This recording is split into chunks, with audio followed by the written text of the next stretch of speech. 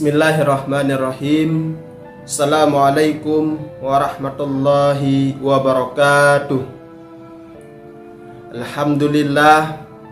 Alhamdulillahi rabbil alamin. Wabihi nasta'in ala umurid dunya waddin. Wassalatu wassalamu ala ashrafil anbiya'i wal mursalin wa ala alihi wa ashabihi ajma'in. Rabbi shrah li sadri wa yassir li amri wahlul 'uqdatam min lisani yafqahu qawli. Amma ba'd. Ma'asyiral muslimin, sidang pendengar yang dirahmati oleh Allah Subhanahu wa taala. Baiklah, alhamdulillah pada kesempatan yang berbahagia ini Allah masih mempertemukan kita, yaitu di dalam kajian seputar tentang sejarah Nabi Muhammad sallallahu alaihi wasallam yang kami ambil referensinya yaitu dari kitab Khulasah Nurul Yakin. Pada pertemuan sebelumnya sama-sama kita telah mengetahui bahwa Rasulullah sallallahu alaihi wasallam pada saat kecilnya adalah sebagai pengembala kambing, dan pada usia 9 tahun Rasulullah sallallahu alaihi wasallam melakukan perjalanan pertamanya ke negeri Syam, namun gagal karena di tengah-tengah perjalanan, yaitu ketika sampai di sebuah wilayah yang bernama Busra, Rasulullah bertemu dengan seorang pendeta yang bernama Bahira.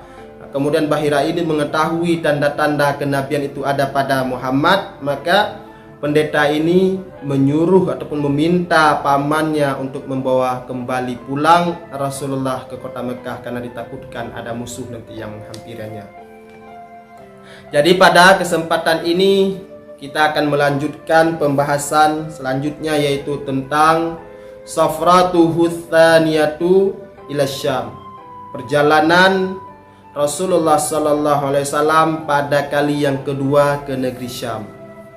Jadi di dalam kitab ini katakan fil khamisati wal 'ishrina min umrihi sallallahu alaihi wasallam safara ila Syam maratan tsaniyatan fi tijaratin li sayyidati Khadijah. Jadi pada usia 25 tahun umur Nabi Muhammad sallallahu alaihi wasallam, ia melakukan perjalanannya yang kedua ke negeri Syam setelah gagal pada kali yang pertama. Yaitu kalau kita melihat di antara umur 9 tahun sampai umur 25 tahun itu Rasulullah sallallahu alaihi wasallam sebenarnya banyak kejadian-kejadian yang diceritakan tentang pada masa Rasulullah, namun di dalam kitab ini langsung dibahas tentang perjalanan Rasulullah ke negeri Syam pada kali yang kedua. Dari usia Rasulullah SAW umur 9 tahun sampai umur 25 tahun itu Rasulullah bekerja sebagai pengembala kambing penduduk kota Mekah untuk mendapatkan upah kehidupannya.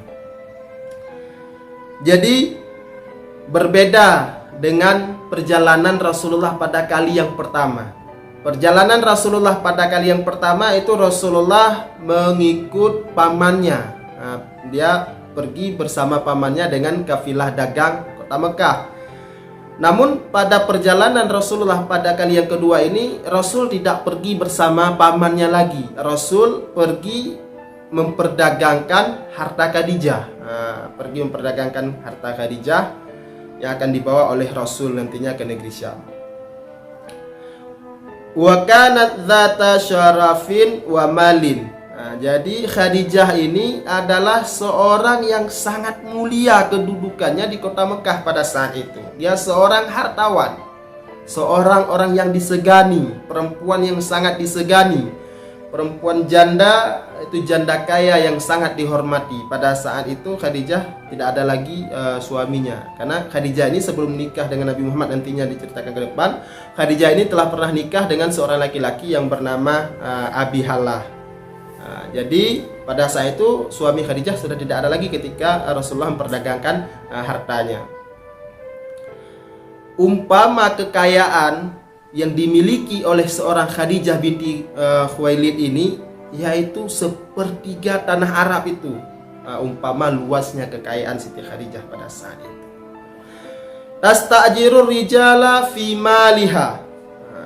Karena saking banyaknya harta Khadijah, saking populernya perdagangannya, Khadijah ini banyak mempekerjakan atau memperupahkan pekerja-pekerja dari laki-laki untuk memperdagangkan hartanya ke daerah-daerah lain.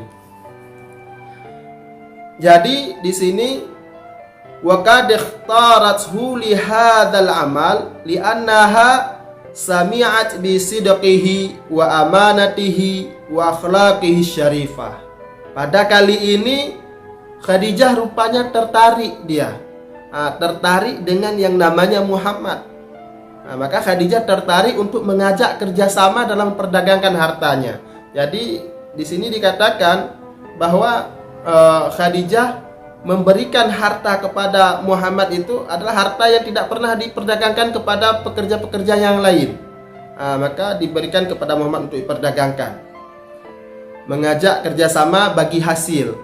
Jadi kenapa Khadijah tertarik untuk mengajak Rasulullah sebagai partner dagangnya, sebagai rekan dagangnya? Apakah Rasulullah ini seorang alumni ekonomi yang bagus sehingga Khadijah tertarik untuk mengajak Rasulullah kerjasama? Bukan. Khadijah melihat Rasul itu bukanlah karena dia seorang orang yang tinggi pendidikannya dalam bidang ekonomi, bukan karena itu. Namun karena apa juga?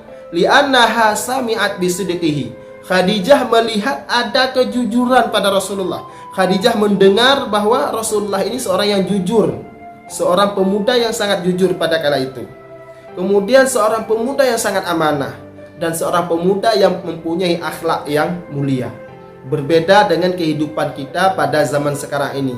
Pada zaman sekarang ini sangat banyak kita menemukan pakar-pakar ekonomi, sangat banyak kita menemukan ahli-ahli dagang yang pendidikannya sungguh luar biasa tingginya. Namun sangat kita sayangkan mereka melakukan pekerjaan-pekerjaan dengan keahlian-keahliannya itu tidak berdasarkan dengan sifat kejujuran, itu sangat kurang.